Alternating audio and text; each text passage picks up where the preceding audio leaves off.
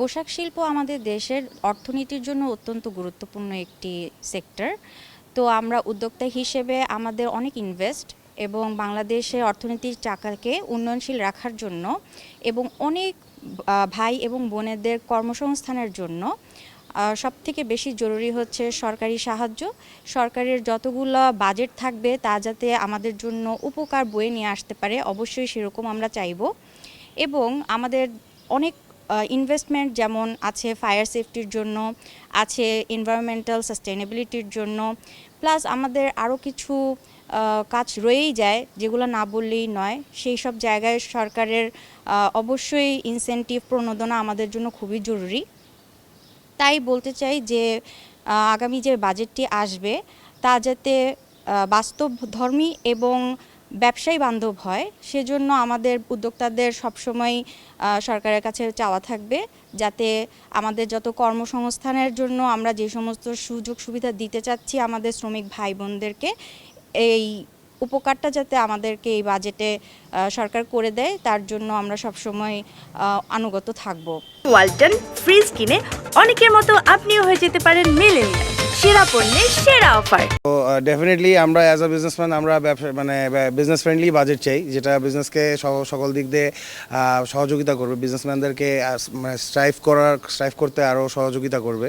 So jute sector থেকে basically যেটা আমরা চাচ্ছি যে জুট বরাবরই কিন্তু আমাদের দেশের একটা গোল্ডেন ফাইবার ছিল, অ্যান্ড জুটের আমাদের compare to other countries in the whole world jute কিন্তু আমাদের একটা কম্পারেটিভ অ্যাডভান্টেজ। বাংলাদেশের সবথেকে বড় কম্পারেটিভ অ্যাডভান্টেজ হচ্ছে জুটে, কারণ আমাদের জুট সেক্টরে আমরা যাই প্রডিউস করি না কেন আমাদের বাইরে থেকে কোনো রকমের কোনো র ম্যাটেরিয়ালস বা কোনো কিছু ইম্পোর্ট করে আনা লাগে না। আমাদের দেশেই যেটাই আমাদের র ম্যাটেরিয়ালস যেটাই দরকার হয় ওটা আমাদের দেশের পার্ট দিয়ে আমরা ইউজ করে ওটা দিয়ে আমরা ম্যানুফ্যাকচারিং গুডস ম্যানুফ্যাকচার করে ফিনিশ গুডস তৈরি করে ওটাই বাইরে এক্সপোর্ট করছি। অ্যান্ড আরেকটা বেস্ট অ্যাডভান্টেজ হচ্ছে আমাদের যে আনলাইক আদার সেক্টরস আমাদের যা এক্সপোর্ট করছি তাই কিন্তু আমাদের দেশে রয়ে যাচ্ছে।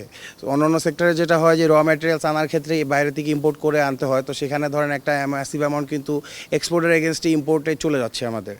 তো আমরা জুট সেক্টর থেকে আমরা বরাবরই এটা আশা করবো, আমরা বরাবরই আমাদের সরকারের কাছে মাননীয় প্রধানমন্ত্রীর কাছে আমরা বরাবরই রিকোয়েস্ট রেখেছি যে আমাদের বাজেটে যাতে আমাদেরকে একটা ফ্রেন্ডলি একটা এনভায়রনমেন্ট তৈরি করে দেয়, সো দ্যাট আমরা জুট সেক্টরে আবার যে পুরানো আমাদের যে পাটের যে ইতিহাস যে সুনাম ছিল ওটা যাতে আমরা রিভাইভ করতে পারি।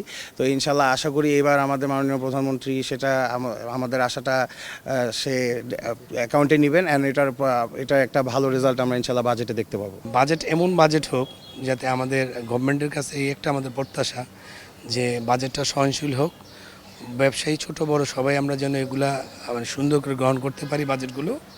আর ট্যাক্স বেটের ব্যাপারগুলো হচ্ছে যে আমাদের ব্যবসায়ী যারা আছে তাদের জন্য অবশ্যই একটা ফ্যাসিলিটি দেওয়া হয় যেন কেউ আমরা হয়রানি না হই, সেই প্রত্যাশা এই সরকারের কাছে আমাদের রইল।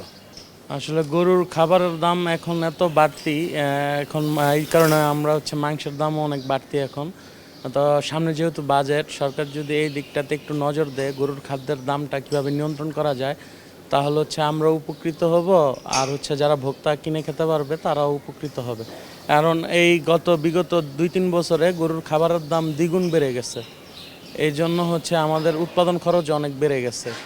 সেই ক্ষেত্রে আমাদেরকে সেল করতে হচ্ছে বেশি দামে, ভোক্তাদেরও কিনতে হচ্ছে বেশি দামে। কারণ আজ থেকে আরও 2-3 বছর আগেও গরুর মাংসের দাম এত হাই ছিল না।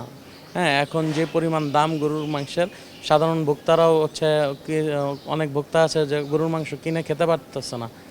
তো আমি চাইবো সরকারের কাছে, সরকার যাতে এই গরুর খাবারের দামের যে বিষয়টা, গরুর খাবারের দামটা যাতে একটু নিয়ন্ত্রণ করে, তাহলে আমরা খামারিরাও উপকৃত হই, আর যারা ভোক্তা তারাও উপকৃত হয়। হ্যাঁ, আর এই যেভাবে খাবারের দাম বাড়ছে, হ্যাঁ, এইভাবে যদি খাবারের দাম প্রত্যেক বছর বাড়তে থাকে তাহলে খামার দিয়ে সাস্টেইন করাটা খুব কষ্ট হয়ে যাবে খামারিদের জন্য। হ্যাঁ, তাই সরকারের কাছে আবেদন যে বাজেটে যাতে গরুর যে খাবারের দাম, এই খাবারের দামটা যাতে একটু কমিয়ে আনার একটা ব্যবস্থা করা হয়।